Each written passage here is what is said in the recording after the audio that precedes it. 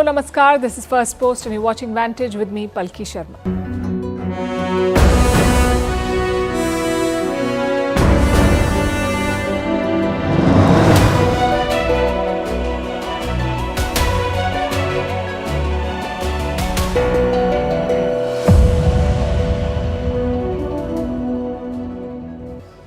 Russia is firing waves of missiles at Ukraine. Ukraine is targeting more Russian towns. A nuclear plant has been caught in the crossfire. The global nuclear watchdog is warning of another Chernobyl.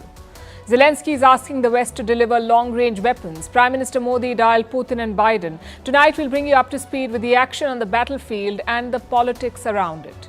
In another part of the world, two rivals sit down for talks. China and the US. Jake Sullivan, the US National Security Advisor, has landed in Beijing. We'll look at the agenda and the back-channel efforts that led to this meeting. Meanwhile, the Western war on Chinese electric vehicles continues. Canada becomes the latest country to slap 100% tariffs on China-made EVs. In Kolkata, the government cracks down on protests over the rape and murder of a doctor. In Kerala, the top body of the film industry resigns over the systemic exploitation of women. In Australia, the government is capping the number of international students who can study in the country. Canada has already done this. What explains these moves and what does it mean for students who are looking to study abroad? In Libya, there are two rival governments. One of them has shut down the country's oil fields. We'll explain. In Pakistan, they're looking to AI to pick the cricket team. We're not making this up. And research shows what most of you probably already know. Thinking hurts.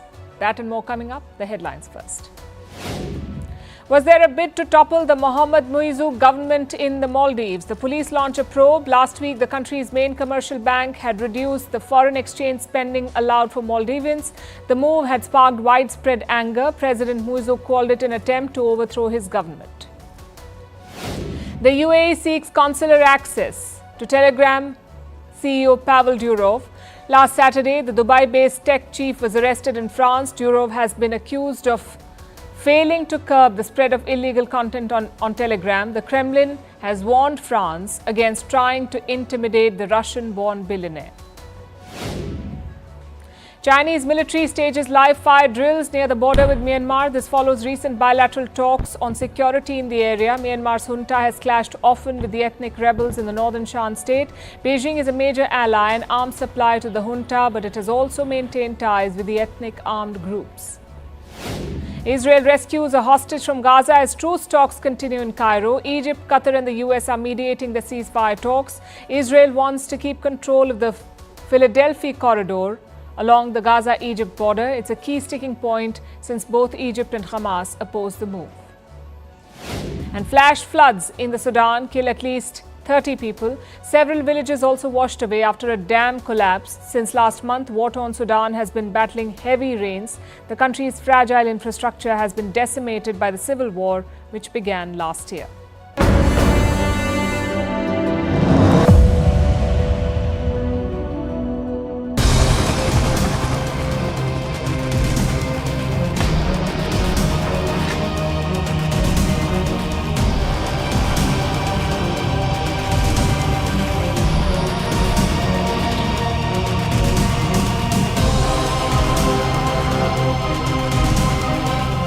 Америка, Британія, Франція, інші партнери мають силу, щоб допомогти нам зупинити терор.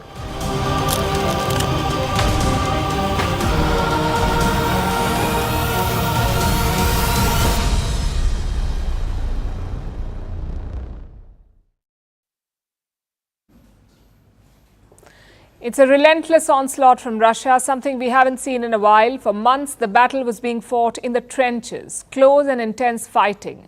But this week, Russia dusted off the missiles. The first wave of strikes was on Monday. Hundreds of drones and missiles targeted Ukrainian cities. And today it continued. Russia confirmed that 10 missiles and 81 drones were fired today. Around half the missiles were shot down, along with 60 drones. And the rest? They hit Ukraine's power infrastructure. As a result, blackouts were reported in many cities. Let me pull up the map for you. Around 20 cities were targeted on Monday and Tuesday, some in the west, like Lviv, but mostly in eastern and central Ukraine, which means that this is a significantly large-scale attack. Civilian buildings were hit too. A hotel was struck in the city of Kryvyi. 2 people were killed in the attack and 5 others were injured. Take a look at the damage.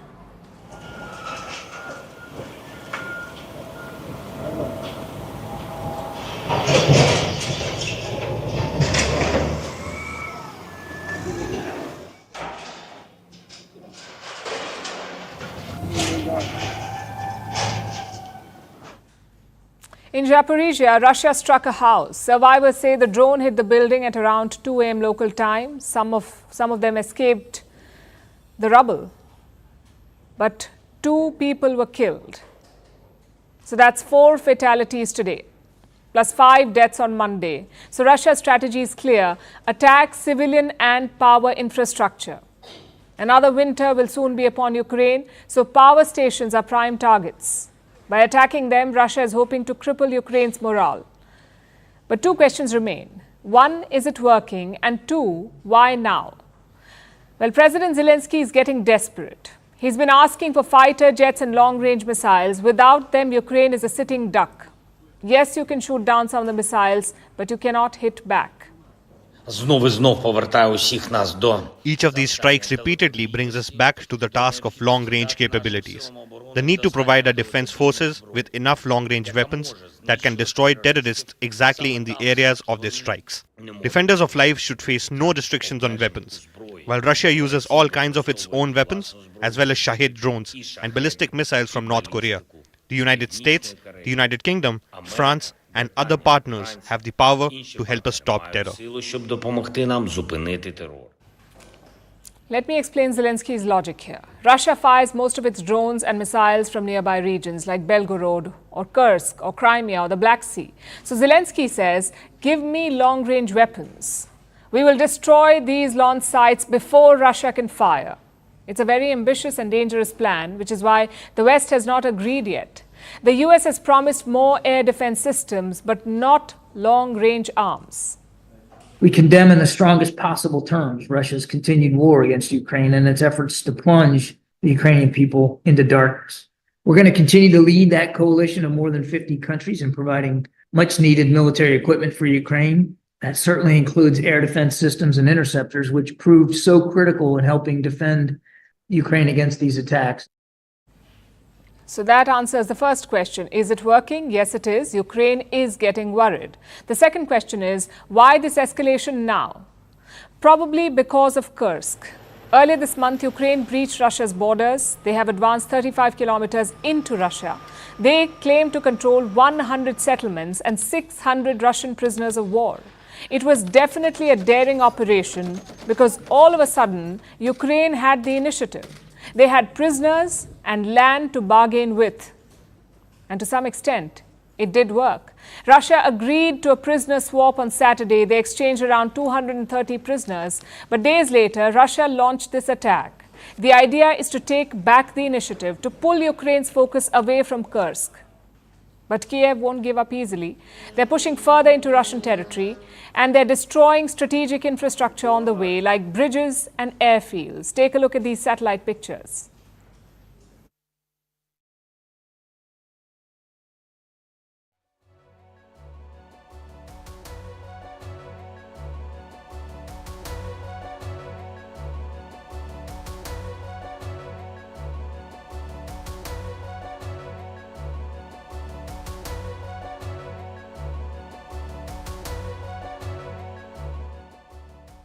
Now, Kyiv's goal is quite clear: use this captured land to negotiate with Moscow. But it's a very risky plan. Like I said, Ukraine is 35 kilometers inside Russian land, so the supply lines are stretched. How long before Russia cuts them off? And don't forget the other front. Ukraine may be making gains in Kursk, but they're also losing ground on the eastern front, where the actual war is unfolding. The army chief himself has admitted that it's a tough fight. The situation on the Pokrovsk front is fairly difficult. Throughout the last week, 50 battles take place per day on average. The enemy is using its advantage in personnel, weapons and military equipment. Russia is actively using artillery and aviation. Do you see the absurdity of this? Ukraine is capturing land it has no intention of holding. all the while losing land that it already has. This is a very dangerous spiral. It makes you wonder who's talking about peace here. Surprisingly, China is. Their special envoy held talks with Indonesia, Brazil and South Africa. Afterwards, he urged nations to support China's peace plan. Russia has said that it's open to it, but Ukraine is non-committal. And talk about timing. China remembers peace immediately after the Indian Prime Minister visited Kyiv. Modi actually spoke to Putin today. He told him the same thing that he told Zelensky, that India wants an early and peaceful resolution. Yesterday, Prime Minister Modi also spoke to US President Joe Biden. He briefed Biden on his visit to Kyiv. He also called for a peaceful resolution of the war. But recent events suggest the opposite. This war has already put one nuclear facility in danger. If Ukraine has its way, it could soon be two.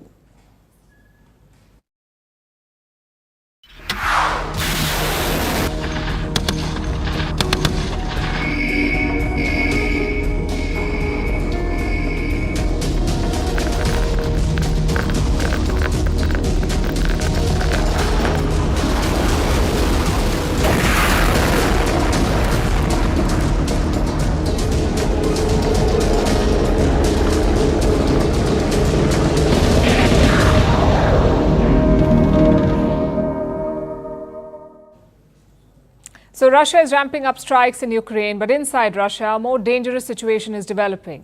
Moscow says Ukraine wants to take a nuclear plant, the Kursk nuclear facility. Intense fighting is on barely 40 kilometers from this plant. Ёбаный в рот, текайте, блядь!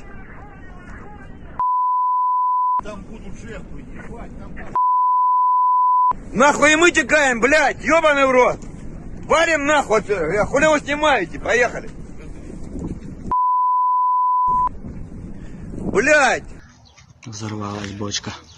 А я не слышала. Ну вот же, глянь. Вот это уже плохо. Вот это уже плохо. Мне страшно. Это сейчас они все бабахнут. Уходим отсюда. Мне жарко уже. Все.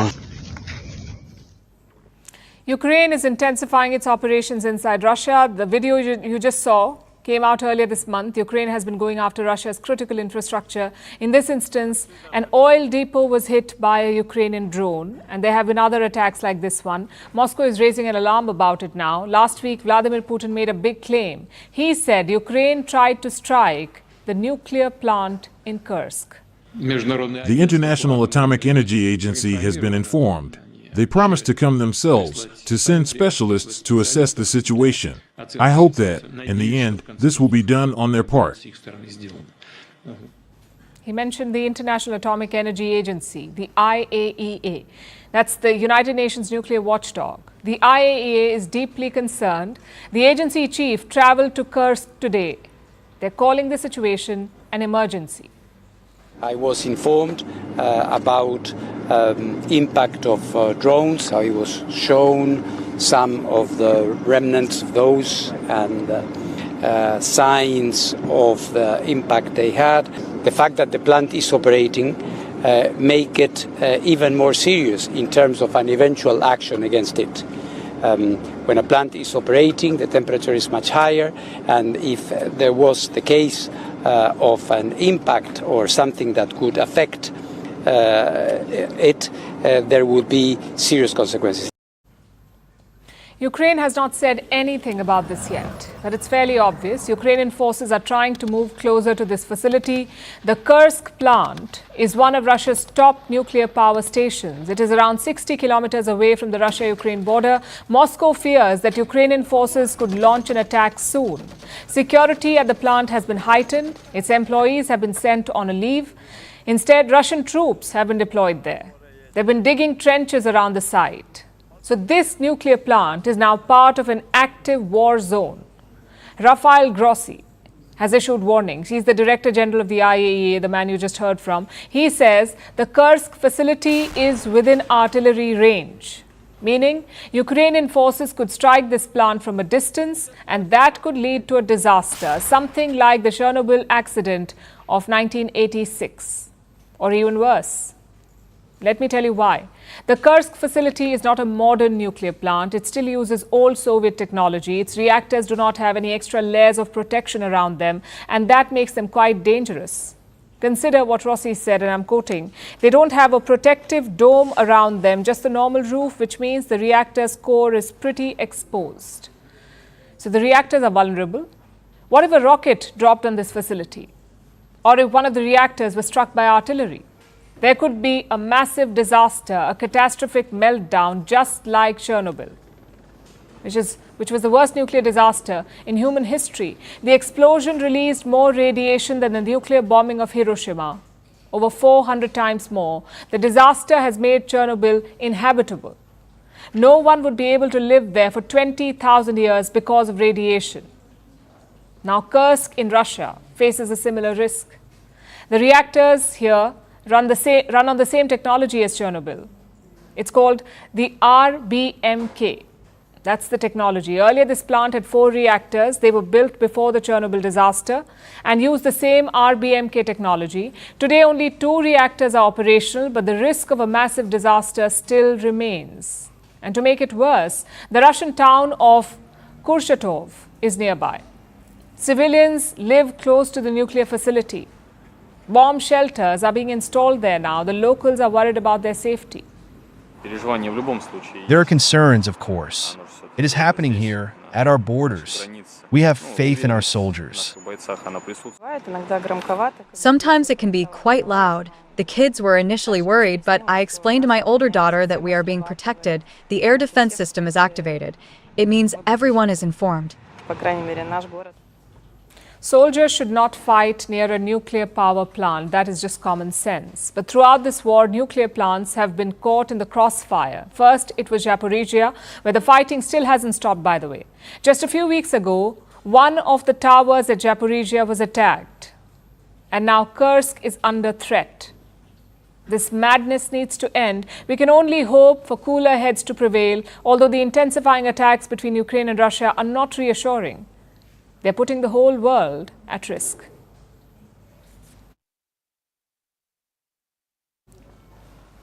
In international relations, what would you consider the most important bilateral relationship in the world?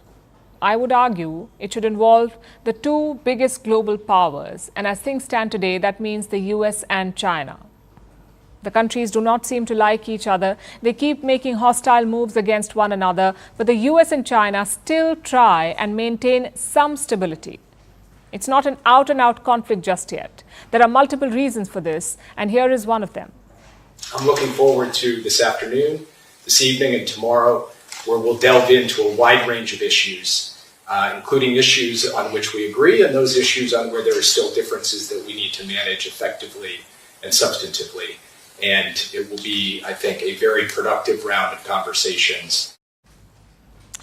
That is the U.S. National Security Advisor Jake Sullivan. He landed in Beijing this morning. He's meeting China's Foreign Minister Wang Yi. The China-U.S. relationship is critical to both countries and has a bearing on the world. Over the past few years, the bilateral relations have gone through twists and turns. I hope, as always, the communication will remain strategic, but also substantive. And of course, at the same time, constructive. Wang Yi said the US-China relationship has gone through twists and turns. Well, that's downplaying it. The countries don't see eye to eye on any issue.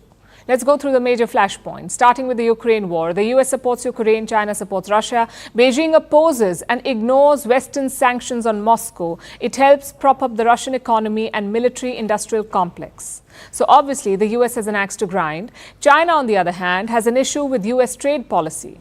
The Biden administration has banned advanced computer chip exports to China. It has tried to slow down China's technological advancement. Washington says it's a national security issue, but Beijing sees this as a trade war. That's the second major issue between them. The third issue is the most important to China, and that is Taiwan. China sees Taiwan as part of its territory, even though it has never governed the island directly. But China has vowed to reunify Taiwan with the mainland, using force if necessary. The US, however, supports Taiwan. It provides weapons and military training to the island's forces. This is China's biggest problem with the US. Beijing accuses Washington of meddling in its domestic issues and encouraging separatism. That is the third and arguably biggest flashpoint between China and the US. Now let's come back to the meeting between Jake Sullivan and Wang Yi. The two of them are holding talks for 2 days, today and tomorrow. They plan to discuss the points I just mentioned and some other issues like the drug, fentanyl. Fentanyl is causing an overdose epidemic in the US. China produces the chemicals that are used to make this drug. So Washington wants to work with Beijing to crack down on these fentanyl precursors. Now, this is not the first time that Jake Sullivan and Wang Yi are having a meeting. It's actually the fourth time. They met in Austria's capital, Vienna, last May, in Malta last September, and in Thailand's capital, Bangkok, this January. Across these meetings, the same points have been discussed: the war in Ukraine, the US-China chip war, and Taiwan. These issues have been discussed at length, but they've not been resolved. So expect the same thing to happen yet again. These latest talks in Beijing, will not solve the major issues. Then what's the point of these meetings? Well, both China and the US know that talks do not resolve anything, in fact. But both sides still believe that they're useful. They allow Beijing and Washington to put their points across, try and correct any misunderstandings, and work towards cooling down tensions. And these talks are a great example of back-channel diplomacy. Clandestine talks between rival nations aimed at keeping tensions from rising further. That is the true purpose of Jake Sullivan's visit, to try and prevent any surprises in the next few months. The US is heading for elections. It will pick a new president this November. The last thing Joe Biden and his Democratic Party need is some sort of flare-up with China. Jake Sullivan will try and ensure that there are no surprises. He might also try and arrange for a meeting between Biden and Xi Jinping, but again, don't expect any concrete results from the meeting. The Sullivan-Wong talks, the US-China back channel, is not about solutions. Its real purpose is preventing existing tensions from exploding.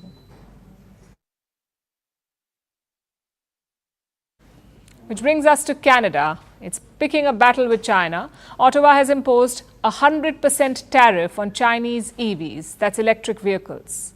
Prime Minister Justin Trudeau says China has an unfair advantage, so he wants to prevent that by slapping a 100% tax on imports. Beijing, on the other hand, has slammed this move. It has called it protectionism. Now, Canada is not the first country to do something like this. The US imposed 100% tariffs on Chinese EVs in the month of May. The European Union, too, has hiked tariffs on Chinese cars. So this move by Canada is part of a wider battle between the West and China. Will it escalate in the coming days?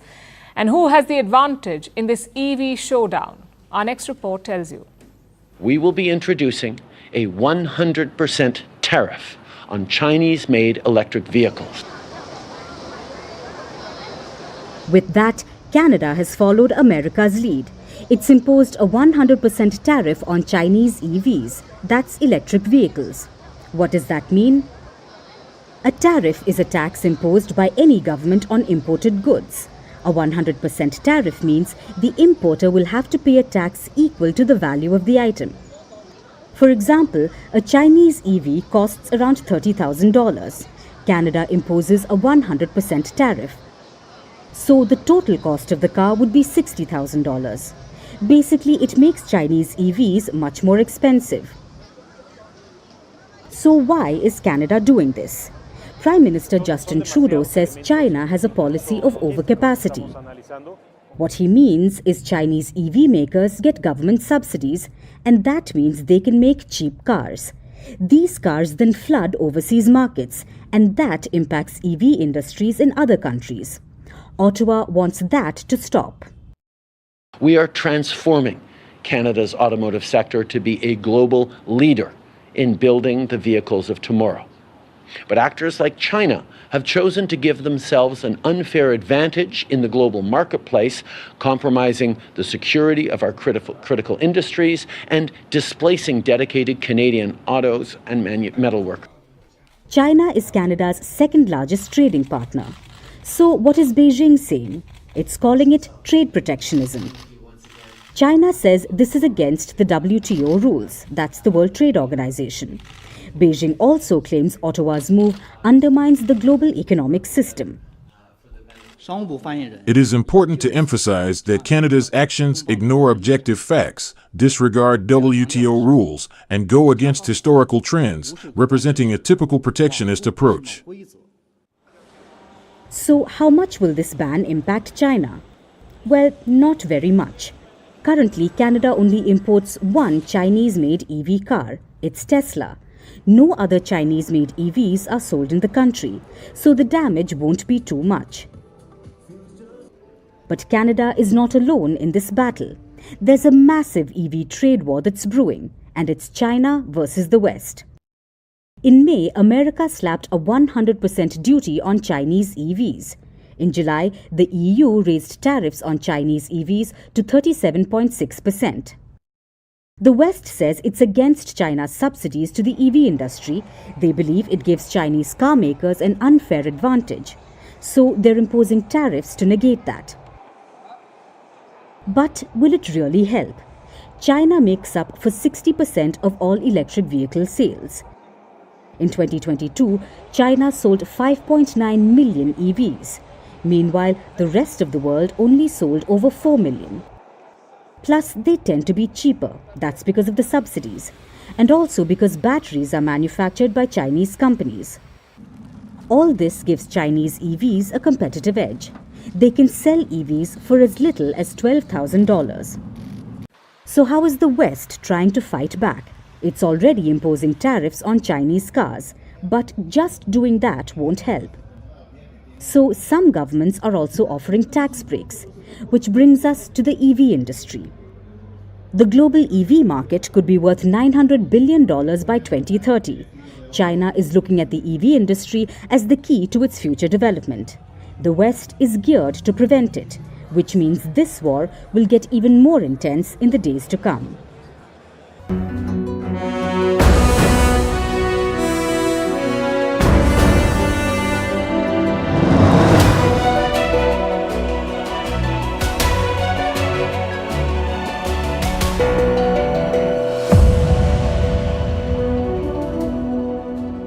That's the point of TMC.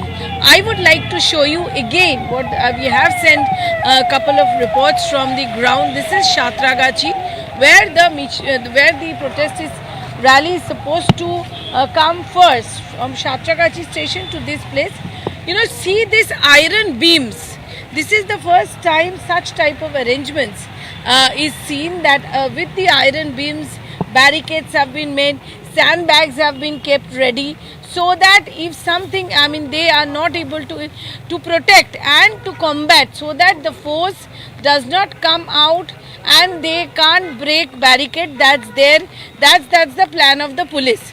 We know that almost 10,000 police in Kolkata and Howrah together, they are monitoring. You can say that tear smoke munitions, that means the tear gas cells, are also kept ready, because according to the West Bengal police and according to ADG South Bengal, Supratim Sarkar and ADG Law and Order, they briefed yesterday stating that they have huge intelligence input that there is going to be huge scale law and order issue, and some miscreants from outside the state might come here and create problem. Would just like to show you that there has been, though it's raining heavily, but there has been huge scale police deployment out there.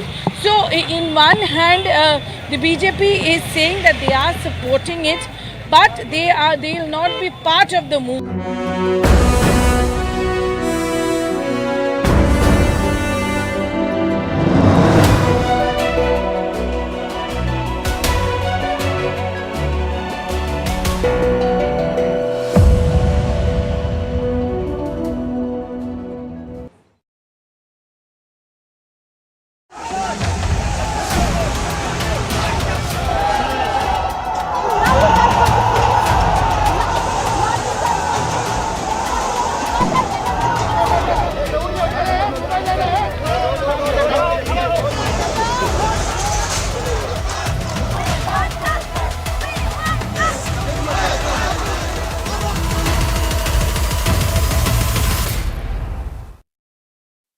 That's what happened in Kolkata today. Absolute chaos. We saw tear gas being fired, water cannons being used, and lathi charges against protesters. In other words, a heavy crackdown.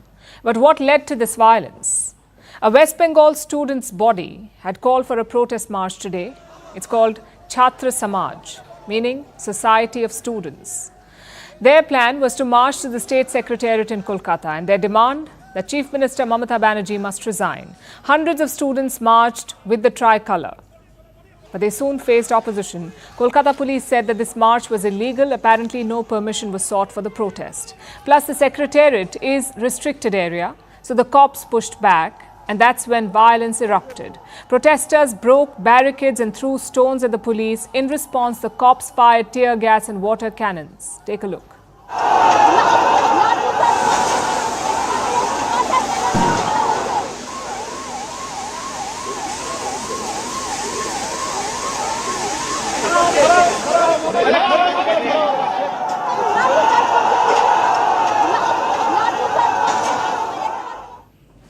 A couple of things to note here. One, the protesting doctors did not support this march. They're holding a separate one tomorrow. Secondly, other student groups also stayed away. The likes of SFI and DYFY, these are left-wing student groups. They have a strong presence in West Bengal, but they did not join this march. And why is that? Because there is a political battle around it. Mamata Banerjee's TMC party says that this march was organized by the RSS. That's the ideological parent of the BJP. The left parties have also said the same thing, which is why they did not join this strike. Some TMC leaders have made serious allegations, in fact. They say that BJP leaders conspired with Chhatra Samaj to create unrest, to disturb law and order in Kolkata. Now, the BJP has rejected this claim. The Chhatra Samaj has also said that it's apolitical, but the controversy won't die down. The BJP has called for a 12-hour strike tomorrow. They're protesting the crackdown against students. But the TMC, the ruling party, says they won't let it happen. That all shops, offices and markets will remain open. So expect more showdown tomorrow. But frankly, it's all disappointing. We are talking about very serious issues here, like how do we ensure the safety of women? How do we keep our doctors safe? The answers do not lie in tear gassing students. They lie in informed discussion. Political parties in West Bengal must realize that, especially the ruling Trinamool Congress. They have a lot of questions to answer.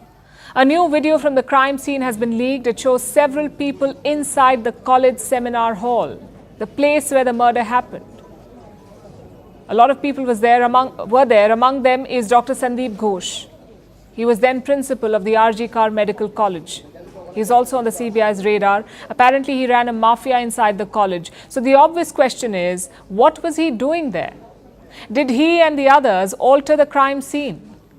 The Kolkata police say they did not. Apparently, this video was shot. This video, in fact, shows the outside of the seminar hall, an area that was not sealed off. But let's face it, it's not a good look. The CBI has also carried out another round of polygraph tests. Both the principal and the accused were grilled in these tests, the lie detector test. The details have not been released yet. Meanwhile, there is some progress on the reform front. The Supreme Court had formed a task force to ensure the safety of doctors. That task force met today.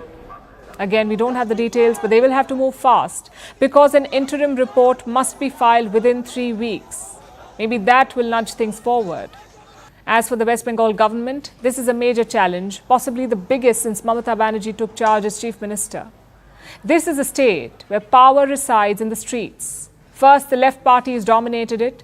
Now Mamata Banerjee does. But if you lose the streets, you're vulnerable. So all eyes will be on the Chief Minister. Her response until now has been all over the place. We'll have to wait and see if she can get a grip on the situation.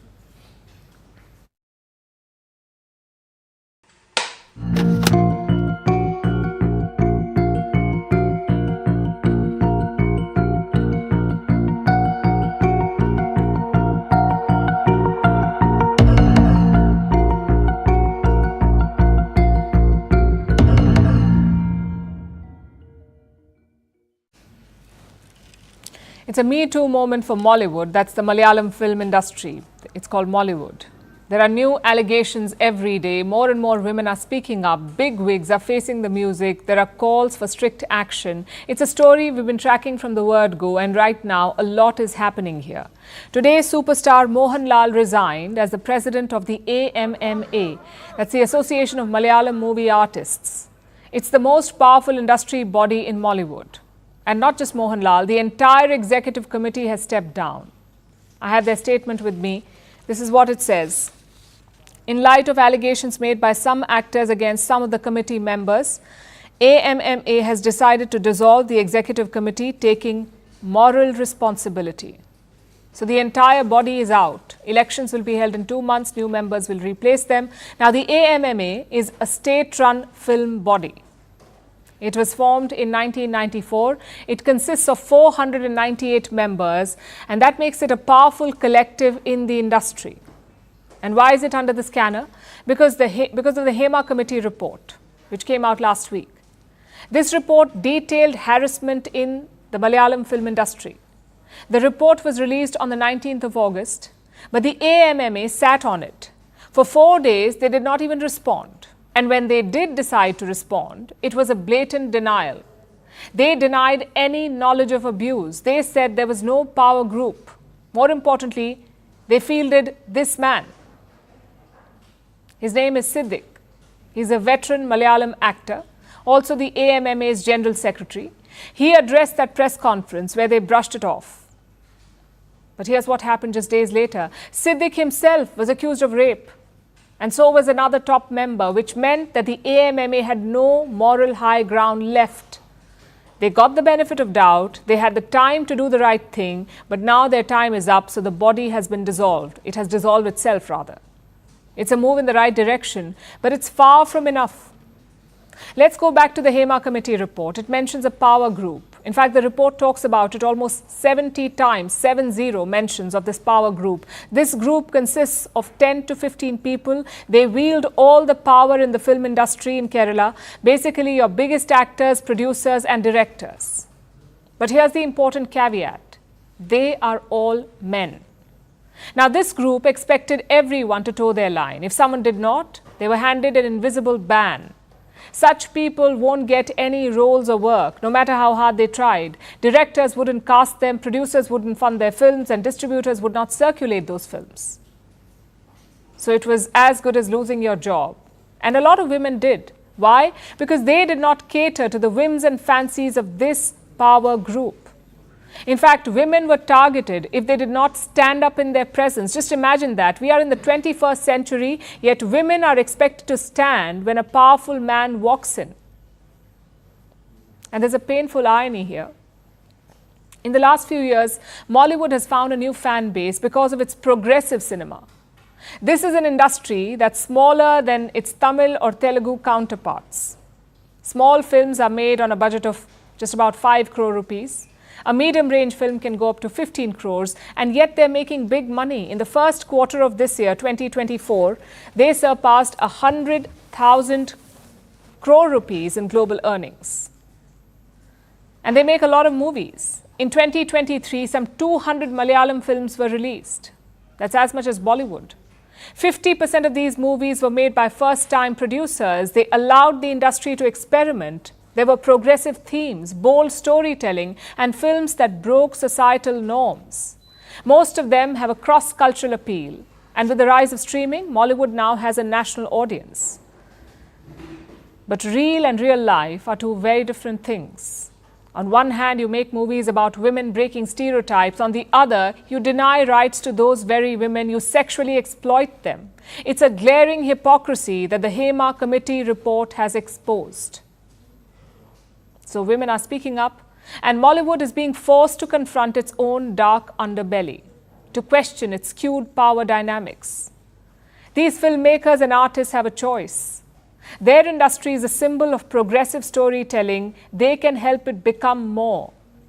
A space where on-screen values are reflected off-screen too. It is time for Kerala cinema to break the ultimate stereotype, to stop silencing women behind the scenes.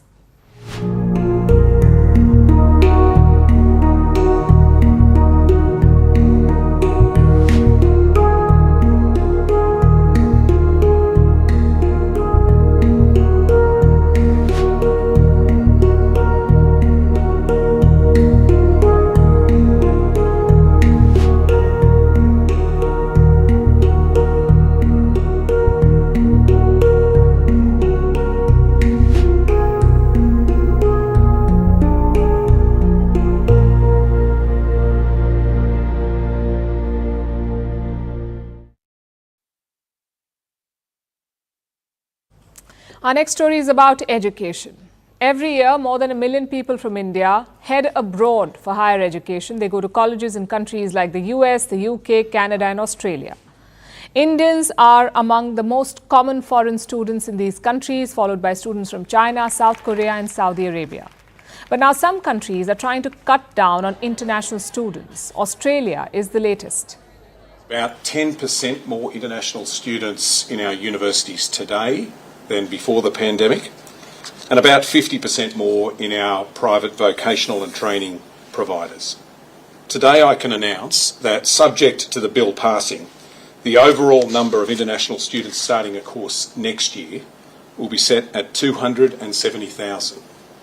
This includes higher education courses and vocational education and training courses. Australia has put a cap on international students. In 2025, only 270,000 international students will be allowed into the country. 270,000 students. Each type of education institution will get a separate quota. Public universities will be allowed to take 145,000 students. Private universities can bring in 30,000 students, and vocational education institutions will get 95,000. Each individual college and training institute will have its own limit. Places like Melbourne University and Sydney University have been given their caps. They are currently studying the impact of these limits. Perhaps they will take a look at Canada for insights, because Canada also put a limit on student enrollments this year. The limit was announced in January. Canada decreased study permits for international students by 35%. It also seemed to be targeting the foreign students, which seems a bit strange. After all, why would you want to kill a golden goose? Foreign students bring in billions of dollars. They pay higher tuition fee, meaning they subsidize the education of locals. Look at Australia's case. Education is the country's 4th largest export. Foreign students brought in almost $25 billion in 2022-23, $25 billion. So then why would Canberra try and limit this? Why would Ottawa? Well, the simple answer is politics. Both Australia and Canada face a housing crisis. Rents are through the roof. The Australian property prices are up 40% since the pandemic, and the locals blame migrants for this. Both Australia and Canada encouraged immigration after the pandemic, so the locals feel that migrants are leading to rising rents. This has led to an anti-migrant sentiment in these countries, and the governments cannot ignore this. Both Australia and Canada have elections next year. The ruling parties want to stay in power, so to make the locals happy, they're targeting migrants, specifically international students. So if you're someone who wants to study abroad, how should you interpret all this? Well, foreigners, even international students, are soft targets. Most governments face housing problems because of their own incompetence. But they'll never admit to that. So they'll find any scapegoat they can. It's students right now, but the scope will widen. In Canada, they've already expanded the net. They're restricting temporary foreign workers as well. Australia may follow suit. And this might impact job prospects after college. So even if you get a study permit, it could still be an uphill battle. Most international students go abroad for better economic opportunities. They spend exorbitant sums of money in the hopes of securing a better life. But it has always been a gamble, and they've always been at the mercy of their host countries. That part has not changed. It was always a struggle, and it seems to have become a little bit harder now. But that's unlikely to deter the millions seeking a life abroad.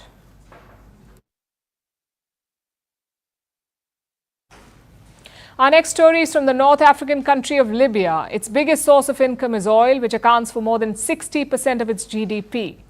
Libya has two governments, two rival governments, but only one is recognized internationally. That's the Tripoli government in the west. What about the unrecognized one? It is sitting on the oil wells. The unrecognized government controls most of Libya's oil, and this week they announced the shutdown of oil fields. This comes after days of power struggle between the two rivals. They're both trying to control Libya's central bank and plunging the already struggling nation into more chaos. Here's a report. Libya has a lot going on. Territorial divisions, political turmoil, financial and security instability. The North African country is struggling to recover. And its only hope is its oil. Libya is oil-rich. It produces 1.2 million barrels per day. More than 1 million are exported to the global market. This is a solid source of revenue for the country. But this week, this too is at risk. Libya is shutting down oil fields. Well, not Libya, so to speak. Its eastern-based government. You see, Libya remains divided between two governments. On the one hand, there's the government based in the capital, Tripoli. It's led by Prime Minister Abdul Hamid Dbeibah. Then there's the rival administration, the unrecognized government in the eastern city of Benghazi. It is backed by military strongman Khalifa Haftar. So the eastern government is not internationally recognized. But it has the military support. And guess what? It also has the oil. Most of Libya's oil fields are located in regions controlled by the eastern government. This week, their head, Osama Hamad, took to social media, and he rattled the nation.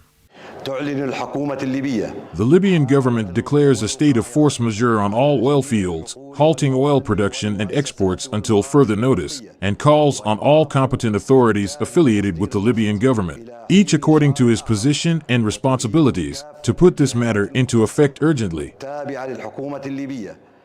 The Benghazi government has not specified the details about how many oil fields will be closed, if this will apply to all terminals and oil facilities as well, and for how long. But it's expected that 90% of the country's oil fields will take a hit. Tripoli says that the oil fields should not be shut down under flimsy pretexts. The UN is trying to resolve the matter, and the US is backing the efforts. But the Benghazi government remains undeterred. Now, while most of the oil fields may be controlled by the eastern government, the oil revenues are managed by the central bank based in the capital. The bank has long been independent of the two rival governments.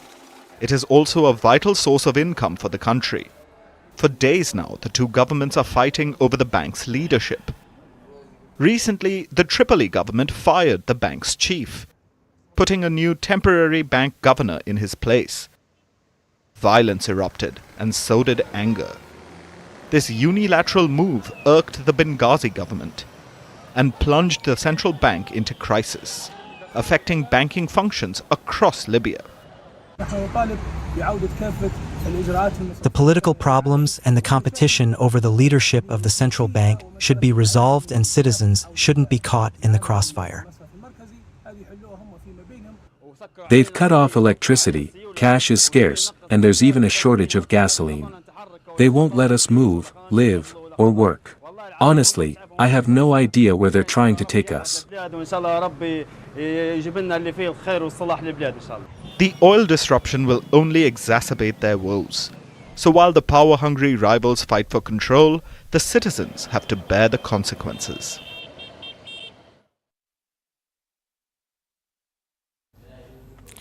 These are tough times for Pakistan cricket. They're getting beaten at home, their team is divided, and fans are losing patience. But do not worry. The Pakistan Cricket Board's chief has found a savior: artificial intelligence. You see, Pakistan is starting a new domestic tournament. It's called the Champions Cup. The tournament will have 5 teams and 150 players. Now, the obvious question is, who selects these 150 players? According to the board, most of it was done by the computer. मैं आपको एक चीज़ बता दूं, ये जो 150 बंदा भी select हुआ है, 80% उसमें कंप्यूटर का रोल है, 20% ह्यूमन हैंड है, और वो एक कोई बंदा चैलेंज नहीं कर सकता, जहां मर्जी चले जाए आपके साथ। आई थिंक जब ये फाइनल करेंगे तो आपके साथ शेयर करेंगे, ताकि, और मैं कहूँगा कि अगर कहीं पे कोई लेफ्ट राइट हुआ तो आप मुझे बताएं। There are two kinds of statements: those that do not require an explanation and those that definitely do. This one was the latter. How is a computer selecting a cricket squad? Is it filtering through player statistics? Is it looking at recent form? Or is it some other criteria? Whatever it is, some clarity would have helped.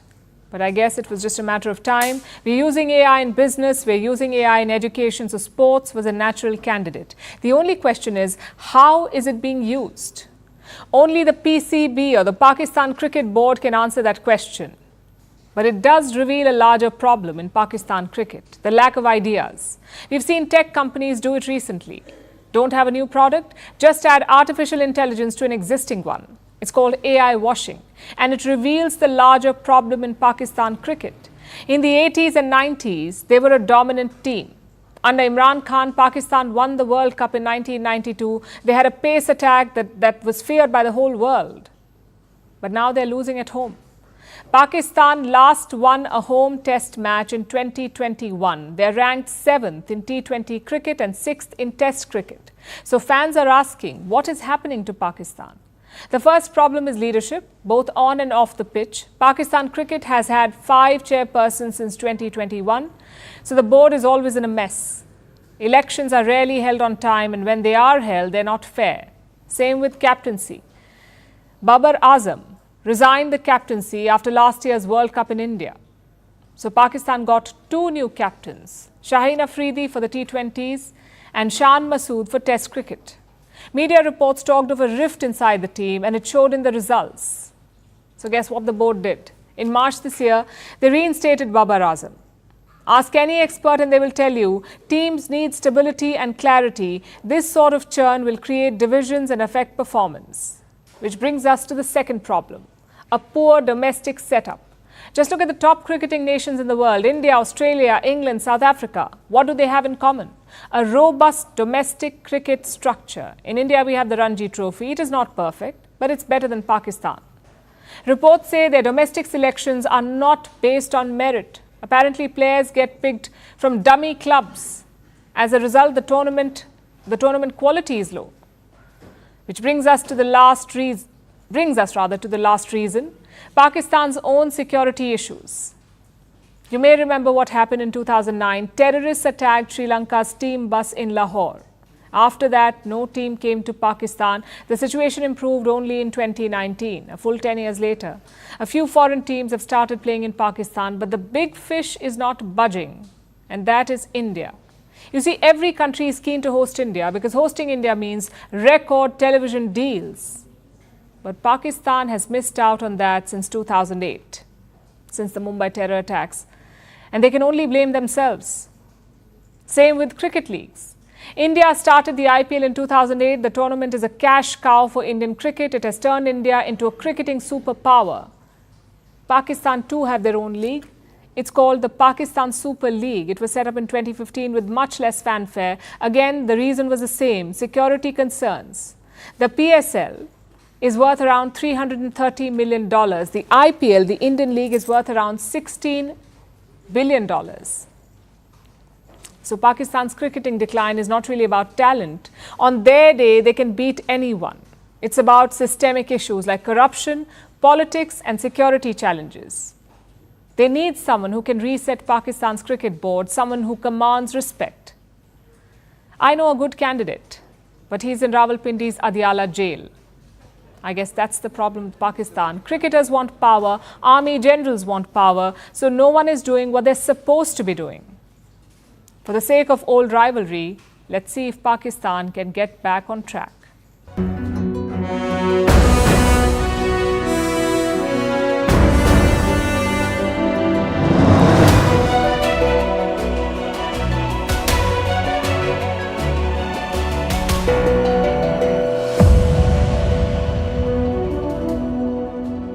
Something happens to the students, then the BJP will be on board. That's what the BJP President Shukanta Majumdar has said.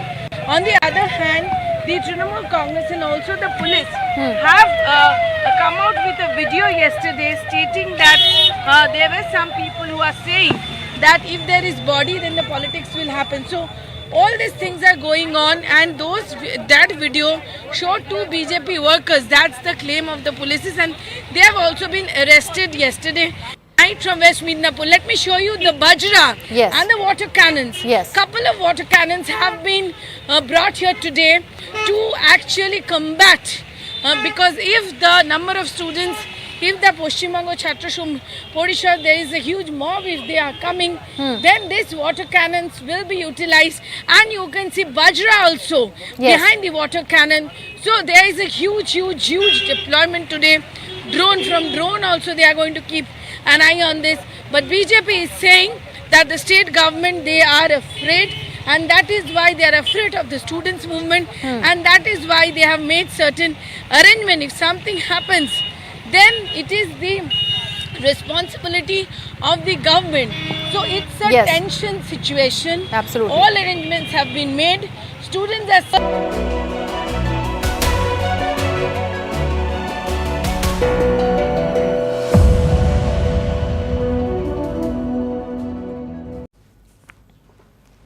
And now it's time for Vantage Shots, images that tell the story. In Mexico, judicial workers hold a candlelight vigil to protest against a controversial overhaul.